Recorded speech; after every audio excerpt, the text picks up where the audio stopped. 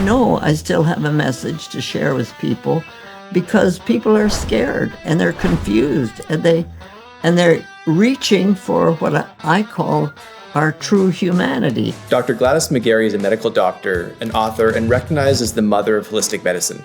She co-founded the American Holistic Medical Association, helping the world re-envision how we understand healthcare and self-care. When you get down to the basic central aspect of what healing is all about, it's about love and life. Her career accolades span over 7 decades. She has mentored some of today's most influential doctors and even had a chance encounter with Gandhi. He looked straight into my eyes and I looked into his, and something happened. The Icons is a show where we learn life lessons from those who have achieved iconic success. And today we have the privilege of having a conversation with Dr. Gladys McGarey. Dr. Gladys, I'm honored. Welcome to the Icons by Motiversity. Thank you for having me. Absolute pleasure. Now, you are the mother of holistic medicine, and I wonder, when it comes to living truly healthy lives, why aren't more people living to your age? What are we missing? Well, people are frightened, I was talking to a granddaughter who's she's in she's 30s, and she was saying people her age really they have too many choices. They don't know what to choose. They're looking for something, but they don't know what to choose. So we've got so much in the way of stuff and things and procedures and whatever that we confuse people. And it's time, what I've been working with all my life is the idea of having people understand what healing really is.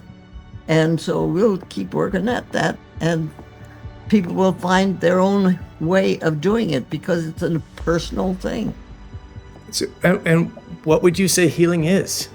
All healing comes from inside ourselves. We have the physician on the outside and the physician on the inside.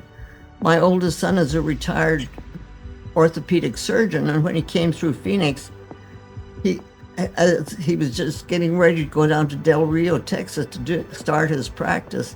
And he said to me, "Mom, I'm real scared. I'm going to go into the world. I'm going to have people's lives in my hands. I don't know if I can handle that." And I said to him, "Well, Carl, if you think you're the one that does the healing, you have a right to be scared. But if you can understand that you are trained to do this amazing stuff called orthopedics, those of us who need that kind of therapy really need that kind of therapy. But when you've done your job, then and during the time that you're doing your job, you cooperate with what I call the physician within the patient, who then takes what you're saying and what you've done and makes the healing work. Because if the patient doesn't understand what you're saying, if their body doesn't recognize what you're saying, if it just seems like they don't want to do it or something, then they may not do it and it may not heal, but it may, because they have their own process. But it's this reality that all healing comes from within us, and all healing is based on love. That's the center of holistic healing. Love is the center? Yes. I understand you did your medical training during World War II. It was probably a very different time for medicine. And then you were starting this idea of holistic medicine. And now, the term is well known. Many people practice it. But I understand that you were part of the group that even needed to decide how to spell the word. You were that foundational. Yeah, it took us 2 years after we'd started the holistic medicine concept to really realize how we wanted to spell it, because we finally came up with the reality that the word that we were looking for a root word was health, healing, and holy. That inner aspect of our being that had been totally ignored as I was taught about my body and mind. It was very important to understand my body and my mind, but the dean of my school sent me to the psychiatrist 2 different times because I kept asking questions that seemed wackadoodle. So, but the psychiatrist sends me back, and I go back into medical school. I was at the only women's medical college in the country, and we started with 50 students in my freshman year, and only 25 of us graduated, because the idea was we had to be tougher and meaner and smarter than men. So, and there was a war on. I mean, the war started, and medicine was reeling with the idea that their job was to cure diseases and to kill pain. So it was killing and a war that was holding the whole field of medicine together, and it's still doing that. And I think there's much more to it than that. Wow. I mean, I think about those ideas, and that they're groundbreaking even today, this idea that the healing can come from within us, that medicine can be about living, not about, the reduction or the killing of things. I can only imagine how novel that was, or how new that was decades ago. What did it take to be a trailblazer of these new ideas? Well, I just knew that I had to. I knew when I was 2 that I was a doctor. My parents were medical missionaries in India, and my dolls kept getting sick, and my sister wouldn't let me play with her dolls because her dolls might get sick because my dolls got sick and all that kind of stuff. But so in reality, I came into this world to do this work. And it's been a privilege and an honor to have the reality of working with it as people have understood it. Even after we started the holistic medical work, and I was standing in the grocery store down here in Scottsdale, and over the PA system, this must have been 15, 20 years ago, over the PA system, I heard the hardware store down the street announcing itself as a holistic hardware store. So I stopped my cart and I said, well, there you have it. They don't know what it means, but the word has become a household word. And so then I started using the word that I had been using, which was living medicine. It takes it to the next level of understanding what healing really is. The whole concept that life itself is what heals. I think a lot of people want to really hear that and embody it. Why do you think, because I think for most of us, that would be what we want, but we get stuck with something. What do you think we're getting stuck with when we're trying to embrace living medicine? Because we really don't understand our own power. See, I have this kind of idea that when God created this earth, whoever God is to whoever you are, he created the earth, and it was beautiful and everything was in place and the way it should be. But then he created the human being, and he said to us, now you are the only creatures on this whole place that have the right to choose and have free will. So therefore, I give you dominion over the earth. And we, being who we were, decided that what he meant by dominion was dominance. And so we've taken over the earth and done what we darn well choose with it, and look where we are. So it's that reality that within us as human beings, I think that like E.T. who was reaching for home, I think that in the inner part of us, we're all reaching for our true humanity. And that true humanity understands that we are the ones who do the healing. The healing has to start with it. It doesn't matter anything if I can explain to a patient and they're thinking about something else, they're not listening and they're not taking in anything, and they won't do what I'm asking them, or what they begin to understand what I'm asking them, or whatever. If they don't do what they need to do as part of their healing process, they'll just shuck it off. See, I've come up with what I call 5 L's. The first one is life and love. Without life, there's nothing, You can be a seed in the Great Pyramid for 5,000 years and nothing happens until love, which is light and water and so on, softens the shell, and the light and the seed opens up and it grows. Life and love are one unit. They work together.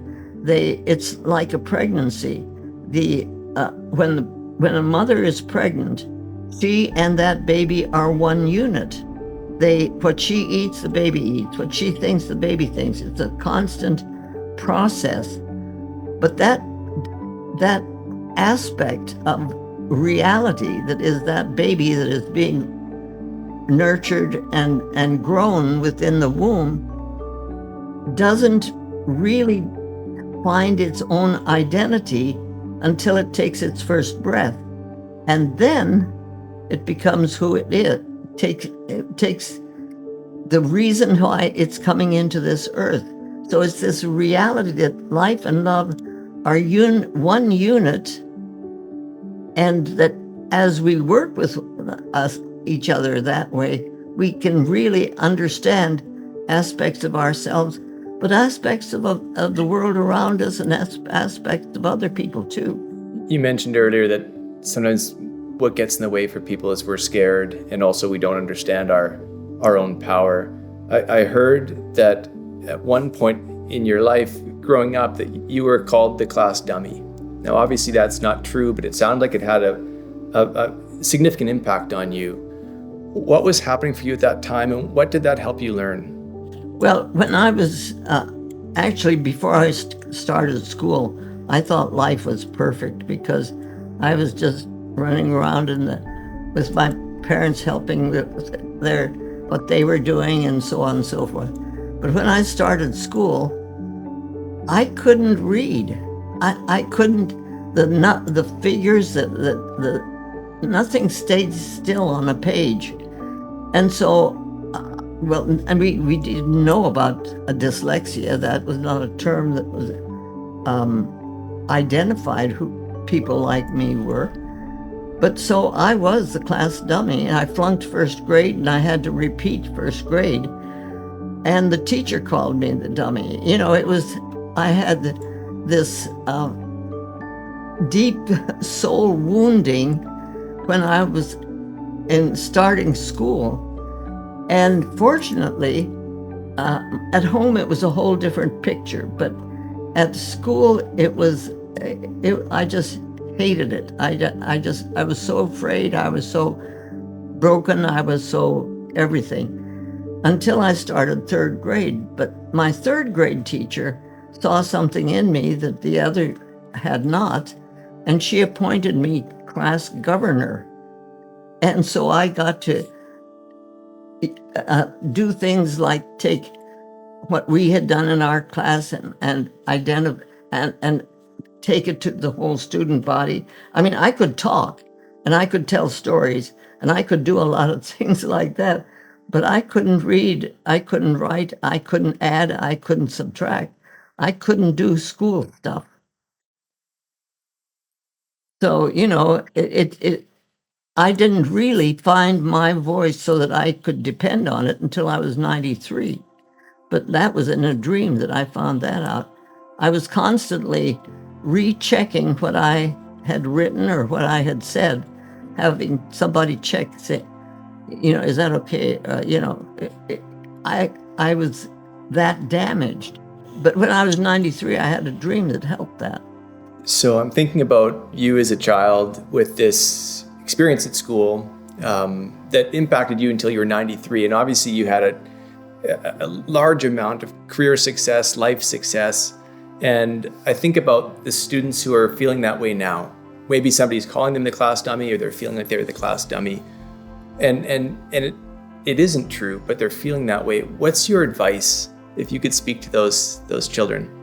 Well, let me tell you what happened in consequence. When we started the American Holistic Medical Association, there was 10 of us sitting around, doctors sitting around a table. And as we got to talking, we realized that 6 of us were dyslexic. So what it did for us was say, well, that's why we are looking for something different, because I don't know how I learned to read. I don't know how I learned to do the things but there are different ways of learning and practicing and doing things when we begin to look for different ways. And when everything has to be done with a certain protocol and so on, we're leaving a bunch of children, a bunch of people out of the mix, because some of the smartest people around on this planet are people who actually were in my category of being the class dumbbells, because what made sense to other people didn't make sense to me. That's why I had to go to the psychiatrist, I mean, it was crazy stuff. I got goosebumps as you said that. I feel like the way you described that, looking back, you could then see how that challenge that you were working on when you were younger ended up being the strength that really allowed you to challenge the world and see things differently, learn differently through your whole life. Absolutely. In fact, when I was in 3rd grade, then our class had a play that we were supposed to do for the whole student body. And since I was, and the play was The Frog Jumped Over the Pond. And since I was older than the other kids, I was a year older, I was taller, and I could jump over the pond. So I had the opportunity to take this play in front of our whole student body. And I was real proud of that. And my mother made me a frog suit, dyed it green and all. So I walked out on the stage with full confidence I was going to do this thing. But as I looked at the audience, I saw my 2 older brothers there, and it just threw me off my step just enough so that instead of jumping over the pond, I landed in it. And the whole student body they took one big, and then they started laughing. Well, I started crying. I couldn't move. I couldn't get out of the pond. I was stuck in the pond. And the teacher had to come and lead me off of the stage. So at dinner that night, my mother was an amazing person. Dinner that night, we were at the table, and my brothers were telling everybody what a big joke that was and how funny it was. I was giving them the devil's eye, and they didn't care. So, it was just one of those things. And finally, my mother said to them, "All right, boys, now, you've had your fun. What can we as a family do to help Gladys in case this ever happens to her in the future?" And it turned out that really what she gave me was a tool to take these things because if you have stuff like dyslexia, you're kind of clumsy and you tend to stumble and fall. I do that. I walk up to a podium and I trip, but I've found that if I can take, like I tripped in one big, huge conference that I was doing, and instead of saying anything other than, I got to the podium and I said, "Oh, I'm such a drama queen." Well, as soon as I said that, I had the audience in my hand. I learned that I could take these struggles of my life and make them into points of humor. And if you could get the audience laughing with you, I had my audience in my hand before I even started. So it's the understanding that these things that are part of our very being, if we can understand that you take what you have and you use what you have and make the most of it. And that's the kind of lesson that my mother taught me. She said, her statement was, well, just make do. And it's been such a helpful thing. You take what you have and you make do. Wow. Dr. Gladys, so you're young, have this experience. It's scarring to a certain extent. It helps you kind of shape who you are over time, but you then find your voice at 93. I'm thinking about all the people out there who feel like there's something they're hanging on to that feels like a scar. They're looking for their voice. How do they find it? How did you find it? I paid attention to my dreams. Dreams very often gave me the answer, or I paid attention to what actually was working in my life, or something that called me. But it was a dream that gave me the answer to it, because I was asking people to help me with stuff all the time. But I had this dream when I was 93. I woke up singing and laughing, but I was kind of in the dream and kind of out of the dream. And when I realized what I was doing, I saw myself as 9-year-old Gladys coming out of the tent that the family was in the jungles of North India.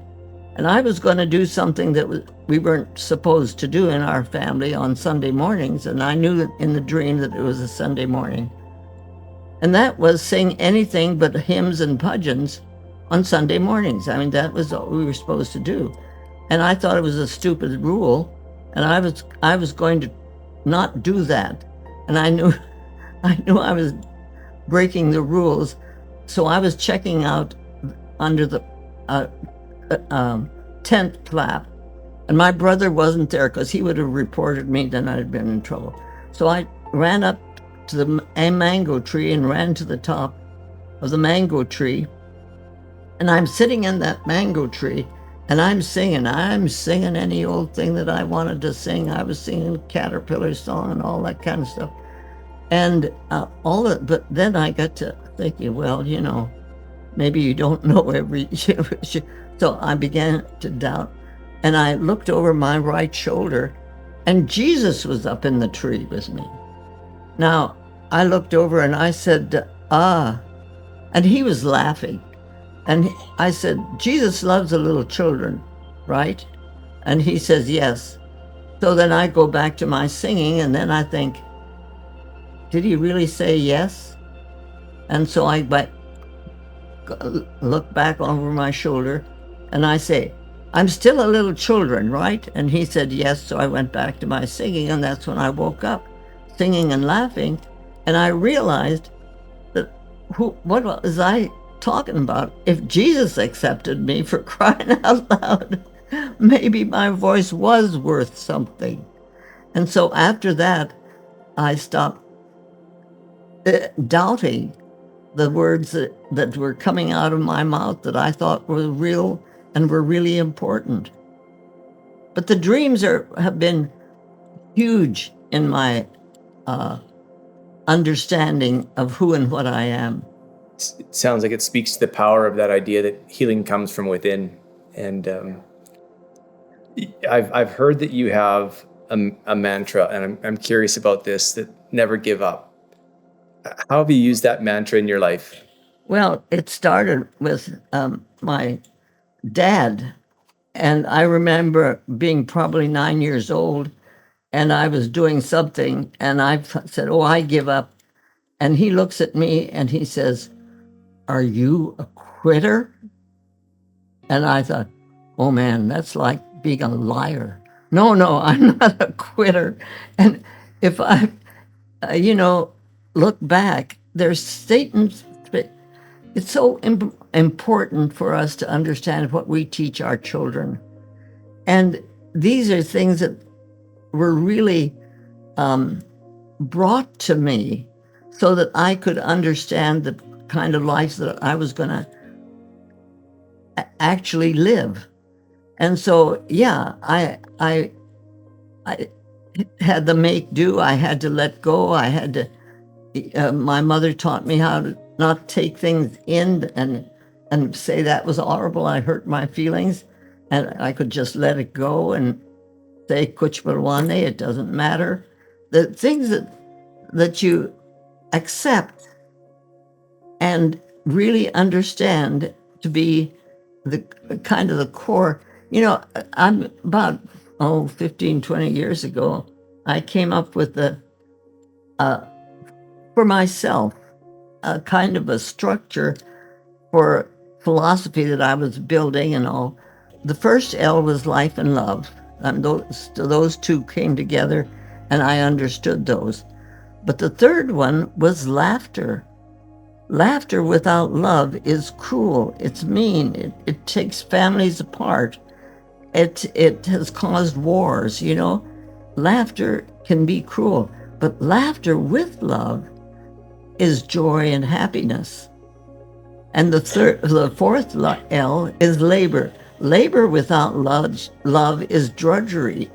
It's you just gotta go to work. You just gotta do this. You know, too many diapers. Just but labor with love is bliss.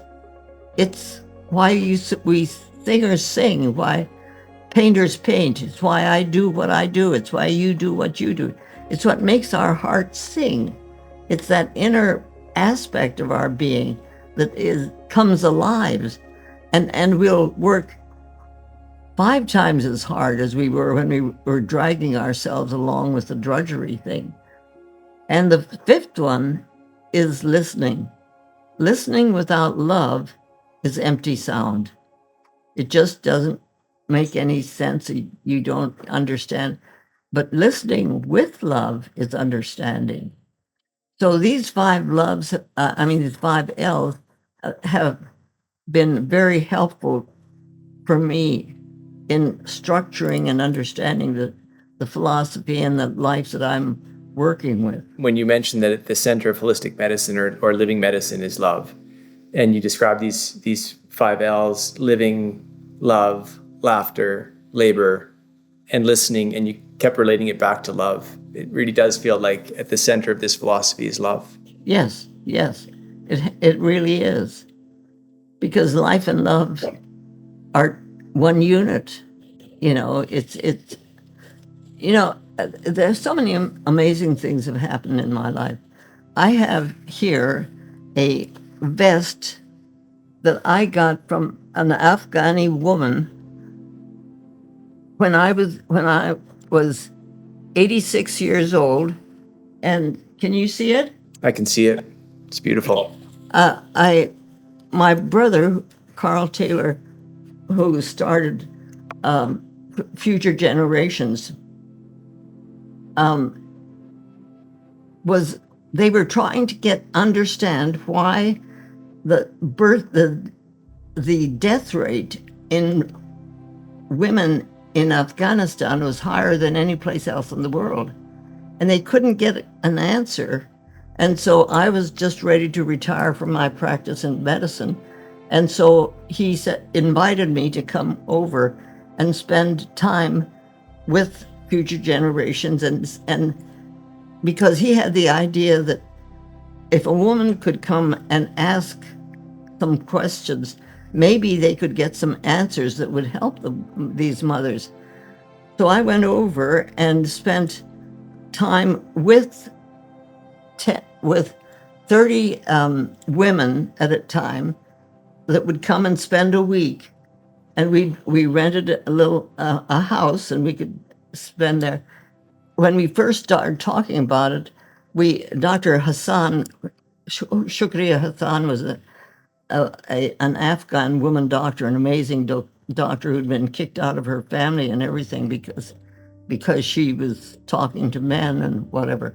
Anyway, she asked the men of the village if we could talk to their wives, and they said no, Well, then she said, but we're really talking about your mothers-in-law. Well, that was okay.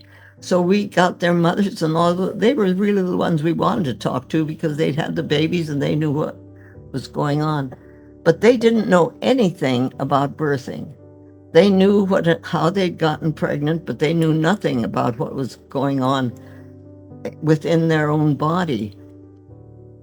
And so the practices that they had were when they got pregnant, they were not supposed to eat anything that had calcium in it, like eggs and carrots and yogurt and so on. They just were told they weren't supposed to eat that, so they didn't. And then when they went into labor, they weren't given anything to eat or drink. So you've got a starved woman, hypocalcemic, because when they talked to us about being in labor, most all of them would do this, which is hypercalcemic tetany. And so their muscles were in spasm, but they couldn't push because they didn't have the strength to push. So someone from the outside would push until they pushed the baby out. So you ended up with a prolapsed uterus with all kinds of horrible trauma to the body, and the women died and the babies died. And so I had a little chalkboard, and I had a piece of chalk, and I was able to explain to them about the sperm and the ovum and how it came together and all this. So when I did that, the one woman said, "How many sperm?" Of course, I had an interpreter. Dr. Hassan was interpreting for me. And I said, "Well, there are millions of sperm." And she said, "How many eggs?" And I said, "1, and that egg gets to choose what sperm it wants." And all of those women put their shoulders back, and for they had something that they had control of. But it was such an amazing experience for me. These 35 women went home and taught what we had taught them, and within 6 months, the whole practice of obstetrics in Afghanistan changed. But as I was leaving the campus, sort of, when I'd left home, I grabbed a bunch of safety pins and stuck them in my suitcase. Well, I gave each one of those women 3 safety pins, and they'd never seen a safety pin. You'd have thought I'd given them the moon. This was such a lovely thing for them to have. And one of the women came up to the car as we were leaving, and she took this vest, which was her wedding vest. She took it off and she gave it to me. She had worn it her whole life. You can, when you feel it, you feel the life and energy and so on that's in this vest. It was such an amazing opportunity to take the thing that we really understand and share it with somebody people were dying because they didn't know. So, and this goes on, but it's that kind of reality that life really, really needs to reach out to other people. And we need to understand how life gets stuck. The Afghani women, for some way reason, were stuck with this idea, and their babies were dying, and they were dying. But when they understood, these women just latched onto that, and they've gone with it, and they're not the most, they really come up on the scale, and it's amazing. The power of sharing ideas, I think it's just extraordinary. When you tell that story, I can imagine the impact that would have been for the women that you were meeting with, but also for yourself with that gift. I've had the opportunity, and it has been an opportunity, to sit in villages in India and be a listener.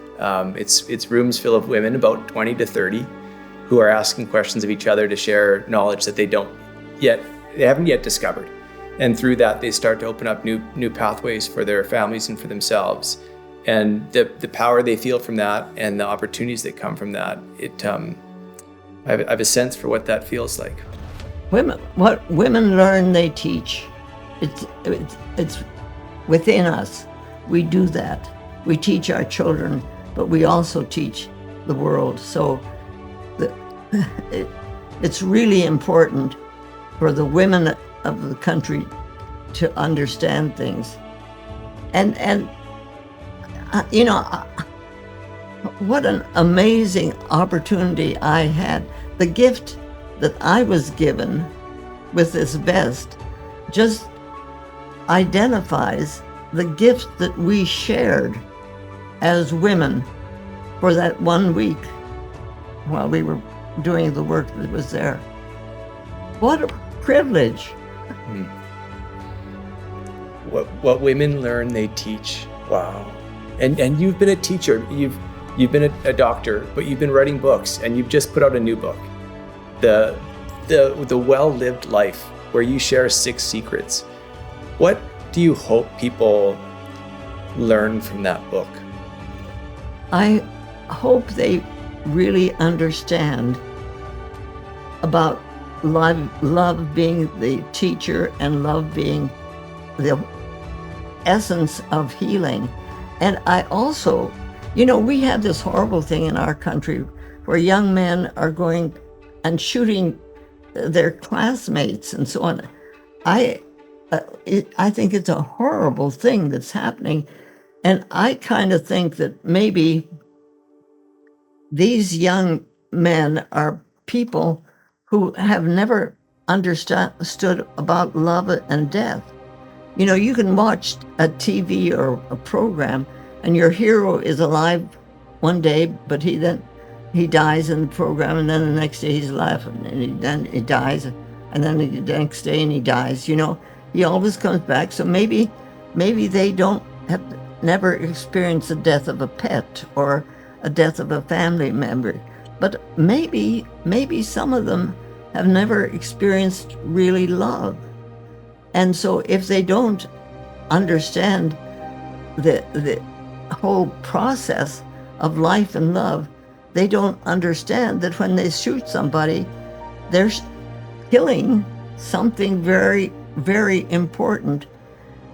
I think that if that's so, it's if a child has never experienced love, then it's sort of like if you have a friend who has been blind since birth, and you try to teach them about the color green, they can't understand it because they've never experienced it. If a child has never experienced love and death, how are they going to understand what they're doing, what these acts really are? I think that if we put dogs as guardian dogs in classrooms, we might be able to help these children to do something about this spot in their psyche, which has never been healed. If they had a dog in the classroom, that dog would teach them about love. It wouldn't come up to the child if the child was afraid of him, but it would. The moment the child reached out to them, that dog would be right there with them. And it would, and then if that dog died, they would understand. It's a whole idea of having living beings in our care and working with them so that the children who are damaged this way, I don't know that my theory is correct, but if that has something to do with it, I think it would be a wonderful thing to put guardian dogs in classrooms. You'd have a whole new profession, to do this. Anyway, I throw that out. Someplace along the line, somebody's going to get that idea, and I think we're going to be able to do it. I think it's the most beautiful and radical idea. It feels like that's what you've shared your whole career. Beautiful and radical ideas. This notion that medicine could be flipped from killing to living, that we could put love in the center of it, and we could recognize that the healing comes from the inside. I think these messages are just transcendent. And not be afraid of love. It's the very essence of our being. And if we can accept it and share it and not try to, you can't save it. It's an energy. You don't save energy. You have to use it. If you don't use it, it dies. What are your habits and your routines and your rituals that have allowed you to stay so mentally and physically sharp? Well, one thing was when I had this house built, I had my bedroom built upstairs, so I'd have to go upstairs every night to go to bed. And that's been a good thing. I go up and down my steps. It's been very helpful because I understand the importance of movement. I understand the importance of walk. I try very hard to walk 3,800 steps in my little house here with my walker, because I think it's very, very important to walk. I get up in the morning and I do my little prayer, and then I eat raisin bran and prunes for breakfast, and with lactose-free milk, and and then my day starts, and it depends on where I am in the process of my life as to what I do. When I was practicing medicine, I went to work and did that. But now I'm busy. I'm talking to you. I'll be talking to somebody else this afternoon. And it's because I think that I still have a message. I don't think.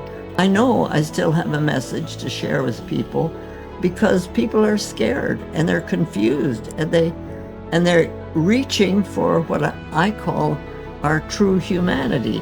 Like E.T. was reaching for home. Within us is the real knowing of who we as human beings are, and we're trying to be that. And so if we can find ways in which we can understand this for ourselves, pay attention to your dreams, pay attention to as far as what you eat, what is it that makes you feel good? I have a son that can't eat garlic. Well, the rest of us all love garlic, but you don't want to be around him if he's eating garlic, It's just the reality that our bodies know what we can do and how we can, if we pay attention to having our food as fresh as possible, as uncontaminated with chemicals and things as possible. But sometimes there are people living in this world who you just have to have a scrap of a crumb of bread. I'm just grateful to have food. So I'm grateful to have food, and I'm grateful that I can get fresh fruits and fresh vegetables and so on, because that's what I choose, because it makes me feel better. And then we need a community. We need to, my spirit needs to bear witness with thy spirit. We need to let the energy of our being move and help, and as we help others, we help ourselves. It's that life flow that is so essential. I agree. You've got messages to share, I think about, if I kind of think about some of the audience that watches our videos, 20-year-olds that would be feeling a lot of the emotions that you've described. They're excited about a life that's ahead of them, but they're scared. They may be holding on to scars that have come from some part of their upbringing. What advice do you have for people who are about 20 years old right now? Try to find joy and happiness. Find something that makes you laugh. Really laugh. Not something mean, but something that really makes you feel like, oh, that's really, really funny. And look for that kind of reality in your lives. And then spend time looking for what I call the light. I kind of see myself walking along with a flashlight in the dark on my path, and it's dark, and I can just go as far as my flashlight takes me. But as I'm walking along, sometimes on the side of the path, there's a light that is not very bright. It's just kind of shimmering. If I shine my light over there, all of a sudden that light becomes great. It comes. In other words, as we reach out for each other, as we're walking along and we see someone else who's struggling, and we reach over just with whatever we have. My mother's make do. Whatever there is there, whatever the opportunity is, and you use it, and you work forward with it, you're helping people in ways that you know not. I hope 20-year-olds can hear that. I hope a lot of others can hear that too. I think that's really powerful. And I think as we've kind of gone through this conversation, some of these lessons that have emerged that feel timeless, I understand that you had a chance to meet one of history's greatest teachers. You met Gandhi at one point. Can you tell me a little bit about that?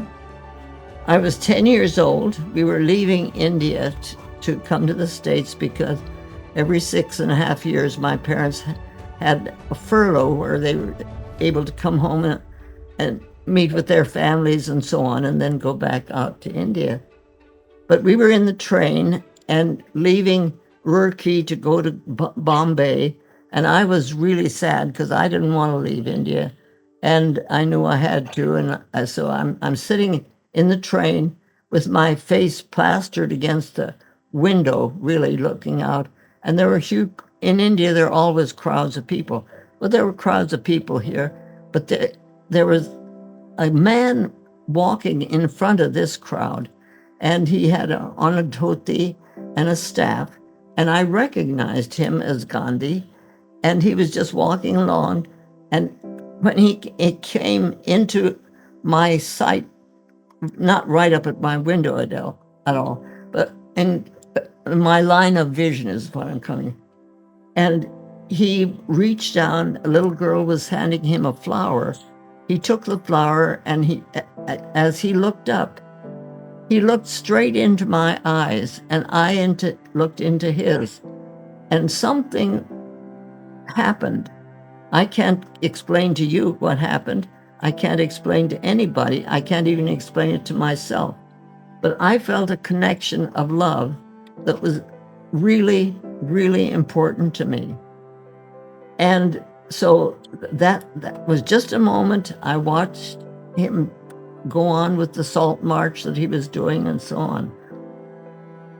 30 years later, my parents were working with Gandhi as India was torn apart with the partition. Hindus and Mohammedans killing each other. It was just awful. And my parents had their little medical jeep, and they took it around to camps and did what they could. But when Gandhi was speaking, my dad would get up on the platform with him, and they would talk together to the people. And Gandhi and my mother and father formed a friendship that was my Gandhi gave my mother a cashmere blue shawl and my dad a paniput blanket. In other words, it was a close enough relationship in the family that this was being done. The exchange of gifts as a symbol of the respect that they had for each other. And so I feel that love was, that spark was started when I was 10 years old, and our family connection kept that going. So it's recognizing when something like that happens, and not poo-pooing, not shoving it under the carpet and say, oh, well, that was just then, because those are the things happen. I've looked at people sometimes and been able to feel that with them, and I don't even know who they are. I recognized Gandhi, but there are a lot of people that are walking around who seem lost and so on. And if you can smile at them and speak to them and recognize them, people are waiting to be recognized. And that's what Gandhi did when he looked at me and I looked at him. I recognized him and he recognized me. And that's still with me. But this ability to really recognize each other as real people, living beings that are in the same world as we are, that love flows. And love has to keep on flowing or it dies. We have to reach to each other. I've read a quote of yours. It's hard to put a size on things that happen in your life. And I'm thinking of this 10-year-old who sees Gandhi and Gandhi sees them and truly sees them. And you feel this connection of love. And then I'm hearing you talk about love as the center of your life's work that has spanned over 7 decades of professional work. Right. Wow. Yes, thank you for repeating that for me. What do you hope your legacy is? That love is what really matters. In the long run, it's what really matters. I was talking to one of the people who runs these hospitals, and he said to me, well, I don't know how to coordinate the osteopath, the naturopath, the different, and he went through the different modalities of medicine that are showing up. And I said to him, well, I don't think it's the modality that's the most important. I think the way that modality is used. If it's used with love, it'll bring healing. If it's not used with love, it'll just fix something. And fixing something doesn't always heal it. So it's that reality that love, when you get down to the basic center aspect of what healing is all about, it's about love and life. Love and life keep us alive and keep us healthy or sick, because some of the sicknesses that we have are our big teachers. Look what dyslexia did for me and other holistic doctors. I think you will be remembered that way from this brief conversation, just having this moment to connect with you. I feel like there's been one word that stood out amongst the rest, and it's 4 letters long, and I'll remember you for it. Thank you. Likewise, thank you. I've been looking forward to asking this final question. Dr. Gladys, what's next? Well, I have a 10-year plan. I don't know whether I'll leave 10 years or not. It's not it. But during this time, I want to start I want to be able to work with and create, well, it's already being created, a village for living medicine, where love and life are the center of the whole village. And we have pattern for the way it can be brought together, and it can happen any place on the earth where love and life are the central healing aspect of what the village is about. So we have, but my prayer is that we as humans continue to walk and reach for our true humanity as we find others who are doing the same thing, and then we form community, because community is really, really important. Thank you for one of the more memorable conversations I can remember in my life. I really appreciate this. Thank you. Thank you.